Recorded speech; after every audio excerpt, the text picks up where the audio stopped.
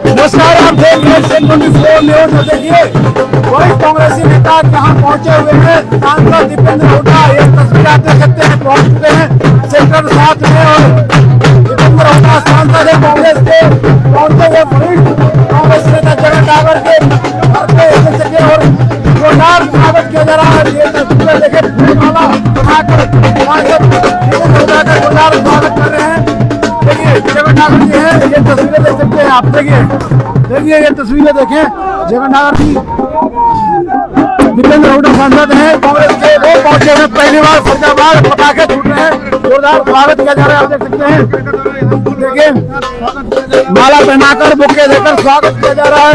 और तमाम कांग्रेस के वरिष्ठ जो नेता है वो यहाँ पहुंचे हुए हैं जगन डागर के घर पे। और देखिए पहली बार पहुंचे हुए, जोरदार स्वागत आप देख सकते हैं। फूल माला पहनाकर, देखिए फूल माला पहनाया जा रहा है तभी तमाम कांग्रेसी नेताओं द्वारा, और समर्थक पहुंचे हुए हैं, यहाँ देख सकते हैं आप ये। और साथ में जगन डागर हैं, वो इस कार्यक्रम को क्या था, घर पे पहुंचे हुए पहली बार आप देख सकते हैं। ये देखिए राज्यसभा सांसद और कांग्रेस के नेता आराम से तमाम आप देख सकते हैं, स्वागत किया गया है। और पहुंचे हुए हैं सांसद दीपेंद्र हुड्डा, और देखिए तमाम कांग्रेस के नेता, पूरे विधायक नीरज शर्मा भी हैं, और तमाम कांग्रेस के नेता यहाँ पे आप तस्वीरें देख सकते हैं।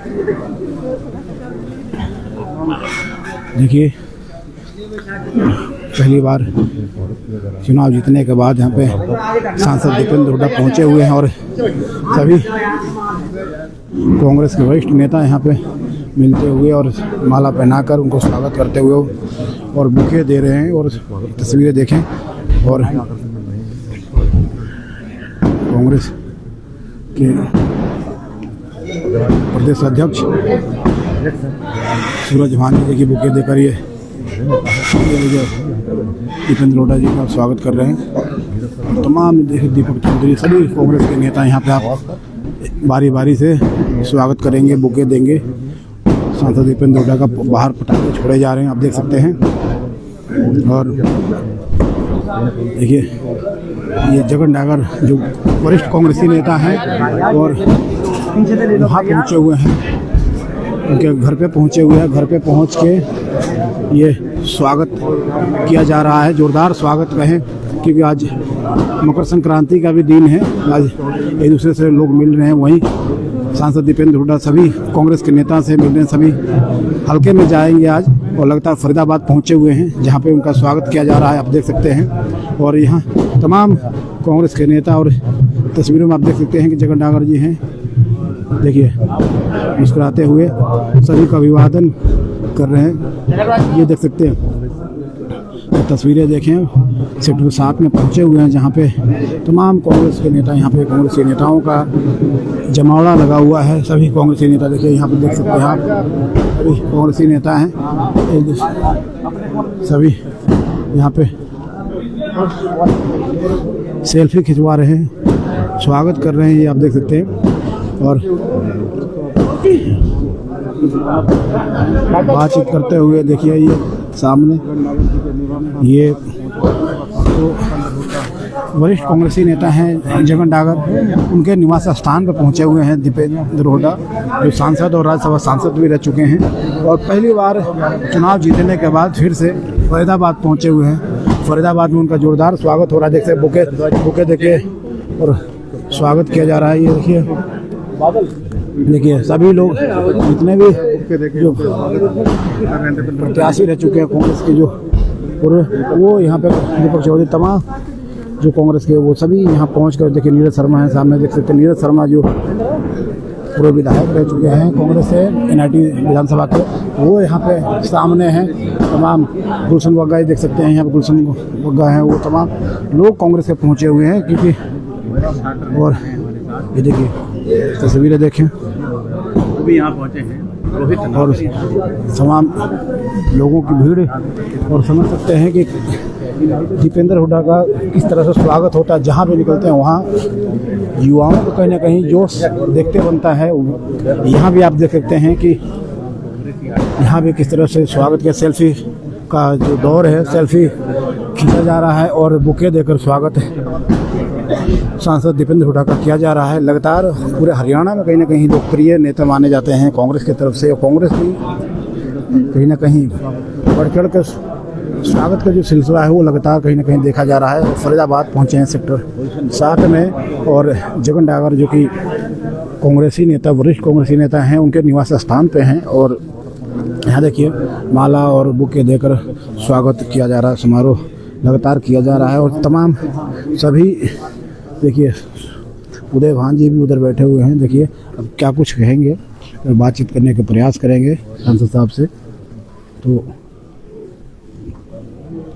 देखिए अभी के बाद कार्यक्रम लगातार पहली बार किया जा रहा है, क्योंकि नए साल का समय पहली बार फरीदाबाद पहुंचे हुए दीपेंद्र हुड्डा, और चुनाव जीतने के बाद भी पहली बार पहुंचे हैं। तो स्वागत जगन डागर जो वरिष्ठ कांग्रेसी नेता हैं उनके कार्यालय पर किया गया। और देखिए नीरज शर्मा भी बैठे हैं और सामने उदय भान जी हैं। ये जगन डागर जो वरिष्ठ कांग्रेसी नेता के निवास स्थान पर ही ये तमाम कांग्रेस के नेता, जो वरिष्ठ कांग्रेस के नेता सभी पहुँचे हुए हैं। और देखिए पीछे तमाम समर्थकों की भीड़ आपको दिखाएंगे, सभी यहाँ पहुँचे हुए हैं। और ये देखिए सभी पहुँचे हुए हैं और बारी बारी से सब पहुँचे। और बाहर आप देख रहे हैं आवाज आ रही है, आतिशबाजी जारी है और काफी सैकड़ों की संख्या में फरीदाबाद कांग्रेस के नेता यहाँ मौजूद हैं, काफी आज खुश हैं। उधर आतिशबाजी, इधर क्या कहेंगे ये बॉबी? सबसे पहले तो आप सबको नए साल की और संक्रांत की बहुत बहुत शुभकामनाएं। फरीदाबाद की सारी मीडिया को भी शुभकामनाएं, क्योंकि आपने अपनी तरफ से, जो पिछला साल चुनाव का साल था, चुनाव का वर्ष था, लेकिन कम से कम मैं ये कह सकता हूं कि फरीदाबाद की मीडिया ने निष्पक्षता से सत्ता पक्ष और विपक्ष में जो एक बैलेंस होना चाहिए था वो रखा। लगभग सारी मीडिया का मैं कहूँगा फरीदाबाद की। तो आप सबको उस बात के लिए आपका धन्यवाद। नए साल की, और आज मकर संक्रांति है, आज संक्रांत का त्यौहार है, तो बहुत बहुत शुभकामनाएं। ये आपके लिए नया साल अच्छा हो, खुशियाँ लेके आए, फरीदाबाद के लिए खुशहाली लेके आए। लेकिन ऐसा दिखता नहीं सरकार में। 11 साल हो गए, आओ तो आप देख रहे हो 11 साल फरीदाबाद बेहाल और हरियाणा भी बेहाल, और जो हमारे मुद्दे थे वो यूं के यूं कायम हैं। सही है इनकी सरकार बन गई, लेकिन जैसा हमने पिछली प्रेस कॉन्फ्रेंस में कहा, जहाँ वेदपाल जी के आप आए थे, पुष्पेंद्र जी, उसमें भी हमने कहा कि ये सरकार झूठ के, दुष्प्रचार के, यंत्र तंत्र के और नकारात्मक राजनीति, जैसे जाति धर्म पे लोगों को उलझाने की राजनीति, इस तरह की जो है आधारशिलाओं पे बनी हुई सरकार है। ये सरकार काम के आधार पे ये बनी हुई सरकार नहीं है। जनता के विश्वास को सकारात्मक रूप से अर्जित करके बनाई गई सरकार नहीं है। तो इसीलिए हमारी लड़ाई सरकार से जारी है। प्रदेश के लोगों ने एक टक्कर का, बराबर का विपक्ष के रूप में हमें जिम्मेदारी दी है। बराबर का मत प्रतिशत है हमारा, 40-40% दोनों की बराबर वोट शेयर है। बराबर के लोकसभा के सांसद हैं और 5-7 विधायकों का हेरफेर। तो हम उस विपक्ष की भूमिका को अच्छे से उठाएंगे। फरीदाबाद की बात हो, प्रदेश की बात हो, ये नव वर्ष में हम भी ये संकल्प ले रहे हैं। तो अभी आप पिछली प्रेस कॉन्फ्रेंस में कह रहे थे कि एक उद्योग मंत्री पता नहीं क्या क्या बोल रहे थे, क्या है? तो है, आपने देखा, ये तो आपने देखा, ये तो जो है कहने की भी बात नहीं। फरीदाबाद के जो लोग, भारतीय जनता पार्टी के लोगों की क्या कार्यशैली रही फरीदाबाद में, वो किसी छुपी नहीं हुई। भ्रष्टाचार के पर्यायवाची हो गए भारतीय जनता पार्टी के नेता फरीदाबाद के। आज बड़े बड़े घोटालों को अंजाम देने वाले लोग हो गए। नगर निगम का घोटाला हो, आपने देखा कि किस तरीके से जो बड़खल से जीते विधायक, उनको उद्योग मंत्री जब मिले थे तो उन्होंने कहा कि आपका तो फ्रॉड में नाम है। ये परिचय हो गए लोगों के, यानी कि भ्रष्टाचार के पर्यायवाची हो गए। पहली इंट्रोडक्शन ही ये बीजेपी वाले ही आपस में इंट्रोडक्शन कर रहे हैं, जनता का क्या आप सोच सकते हैं। आपने देखा मूलचंद शर्मा जी के बारे में क्या कहा गया, उनकी कार्यशैली को लेके क्या कहा गया। केवल फरीदाबाद के जो भाजपा के नेता हैं उन्होंने 11 साल भ्रष्टाचार को अंजाम दिया। बड़े बड़े आलीशान अपनी कोठियाँ, अपने दफ्तर, अपने काम के ठिकाने बनाने का काम किया। विदेशों तक जो है मैं समझता हूँ कि बात मामला फैला है, इसमें किसी को छुपी हुई बात है नहीं। काम कुछ हुआ नहीं, धरातल पे फरीदाबाद यूं का यूं इन 11 साल में। जहाँ आखिरी मेट्रो का खंभा हमारे समय आया था उसके आगे 1 इंच आज तक मेट्रो नहीं बनी 11 साल।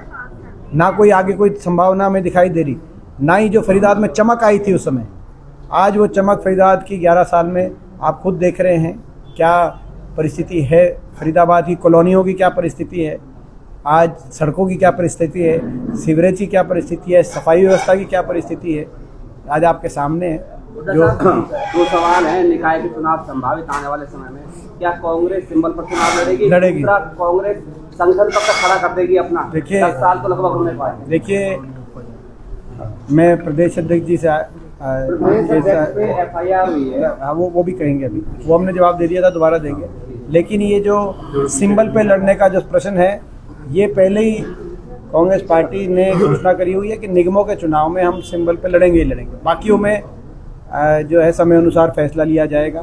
संगठन जो 10 साल का रहा, कल एक बयान आया था प्रदेश अध्यक्ष जी का और हुड्डा साहब का कि कहीं ना कहीं आज ये नतीजा जितना हम उम्मीद कर रहे थे कांग्रेस का नहीं आया, तो हम कांग्रेस भी इस बात पे हर पहलू पे आत्ममंथन पार्टी संगठन का भी हम कर रहे हैं। पार्टी को करना भी चाहिए किसी भी संगठन को। और एक बात ये भी है, क्योंकि यहाँ से जो कल ये कहा गया कि प्रदेश की तरफ से संगठन बन के ऊपर जा चुका था, लेकिन वो क्या कारण रहे वो संगठन नहीं डिक्लेयर हो पाया, तो वो सारी बातें हैं। तो बात सही है। और जहाँ तक भाजपा के प्रदेश अध्यक्ष की बात आप कर रहे हैं, तो ये चाल चरित्र चेहरा भाजपा का एक बार फिर एक घिनौना चेहरा सामने आया है। भाजपा में क्या चल रहा है, अहंकार कितनी चरम पे, ये भी आज आपको जो है दोबारा से प्रदेश के लोगों के सामने चेहरा आया है। और ये पहली वर्तमान नहीं है, लगातार एक के बाद एक पूर्व मंत्री जो पिछली कैबिनेट में से संदीप सिंह, जिनको खट्टर साहब कहते थे इनको कैबिनेट से नहीं हटाया जाएगा, उन पे इस तरह का आरोप लगा। इनके जो भाजपा के जो एक सांसद थे ब्रिजभूषण, उन पे महिला खिलाड़ियों के साथ, महिला पहलवानों के साथ शोषण का आरोप लगा। और अब आपने देखा किस तरीके से प्रदेश अध्यक्ष जो सर्वोच्चतम पद होता है, प्रदेश अध्यक्ष के ऊपर इतने गंभीर आरोप लगना, इतने गंभीर मुकदमे बनना, ये भाजपा की क्या रीति नीति चल रही है उसको ये दर्शा रहा है। बेटी बचाओ, और हमारी मांग है बेटी बचाओ बेटी पढ़ाओ, तो बेटी को भाजपा के नेताओं से ही बचाओ। अब तो ये स्थिति आ गई है। और हमारी मांग है कि इस मामले में ये भी जांच हो कि इसमें किस किस को इसका ज्ञान था। क्या इनकी जो टिकट काटी गई थी, क्या इस वजह से तो नहीं काटी गई थी? उस समय भी इस तरह की अफवाहें गर्म थी, तो क्या जिनको ज्ञान था, क्या वो कहीं ना कहीं अपराध में उनका कोई जिम्मेदारी नहीं बनती है? क्या भाजपा के किस किस नेता को इसका ज्ञान था, कौन कौन शामिल हैं? क्योंकि भाजपा के सिस्टम में एक कहाँ तक ये चीज़ फैली हुई, क्योंकि पहले सोनीपत के सांसद का इस मामले में एक बात आई, अब ये प्रदेश अध्यक्ष तक पहुँच गई। तो भाजपा के सिस्टम में इस तरह की मैं समझता हूँ कि घिनौनी जो है तस्वीर जो सामने आ रही है, प्रदेश में बहुत बड़ा ये कांड है। भाजपा हरियाणा भाजपा कांड इसको मैं कहूँगा, हरियाणा भाजपा महिला शोषण कांड इसको मैं कहूँगा, नौकरी के बदले दुष्कर्म प्रकरण मैं इसको कहूँगा। क्योंकि एक नौकरी यानी कितना अहंकार, ये वो लोग हैं जो कांग्रेस के कोई नेता अगर बात कर देते थे तो उसको पर्ची की बात करते थे कि पर्ची के पे अब ये लोग दुष्कर्म के बदले नौकरी का जो है प्रॉमिस करके और इस तरह की बातें जो कर रहे हैं, इस तरह के जो आरोप लगे गए, इन सारे पहलुओं पे जांच होनी चाहिए, हमारी मांग है।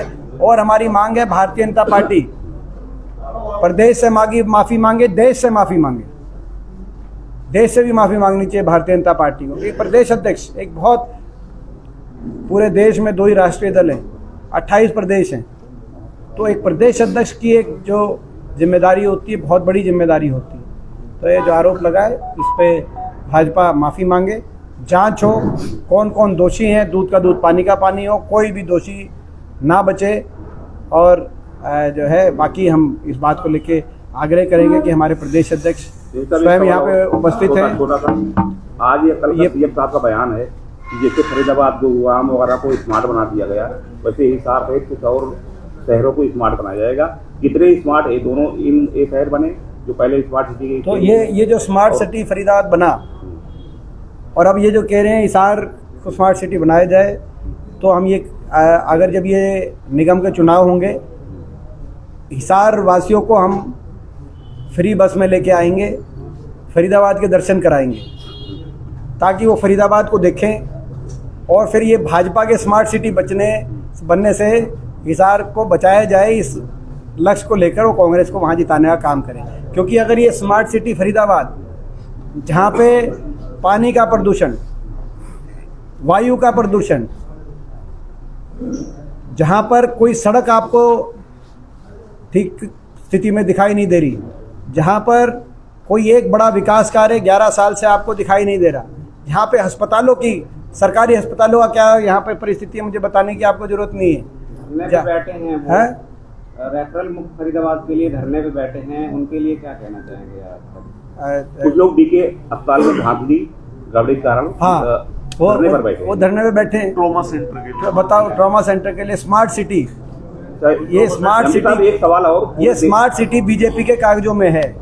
पूरे देश में फरीदाबाद के धरातल पे स्मार्ट सिटी दिखाई नहीं देती। पूरे देश में एक तस्वीर वायरल हो रही, दिल्ली में विधानसभा चुनाव है और वो पार्टी कह रही है कि फरीदाबाद के ओल्ड फरीदाबाद विधानसभा क्षेत्र में इंदिरा कॉम्प्लेक्स की सड़क को दिल्ली की सड़क बनाया गया और रात में 4 बजे कुछ लोग आए, वीडियो शूटिंग किए और मतलब सड़क गड्ढे वाली फरीदाबाद की थी और उसको दिल्ली की बताकर प्रचार किया जा रहा है। क्या कहेंगे, जो क्या चल रहा है? ये बीजेपी का है, बीजेपी का जो है भारतीय जनता पार्टी। जैसे मैंने कहा, ये जो हरियाणा में भी जो सरकार बनी है, काम के आधार पर नहीं सरकार बनी। ये झूठ, दुष्प्रचार, भ्रामक प्रचार, यंत्र तंत्र, जाति धर्म की राजनीति में लोगों को बहकाने के काम पे सरकार बनी है, काम पे नहीं बनी। और इसीलिए इस विचारधारा से हमारी लड़ाई है और यही इस पे झूठा प्रचार खुद बीजेपी के शासन की हरियाणा की सड़क आप बता रहे हो कि बीजेपी वाले उसकी फोटो खींच के, बड़ी पार्टी जिसकी सरकार, ये अगर आप बता रहे हैं तो इससे ज्यादा आप क्या बता रहे हैं? वायरल हो रहा है कि सड़क फरीदाबाद की थी, रात में 4 बजे। मगर जांच का विषय ये है, जांच का विषय ये है 5 साल इनके जो है इन भाजपा सरकार की विफलता के वीडियो वायरल होते हैं 5 साल, और आखिरी चुनाव में 5 दिन सोशल मीडिया पर जो है ये दुष्प्रचार वायरल करते हैं जो है, और किसी तरीके से। तो ये एक मैं समझता हूँ, ये भी मैं अब मैं आग्रह करूंगा, अब मैं आग्रह करूंगा जी कि ये रानिया में दोबारा मतगणना होनी थी जो है कुछ बूथों पे, और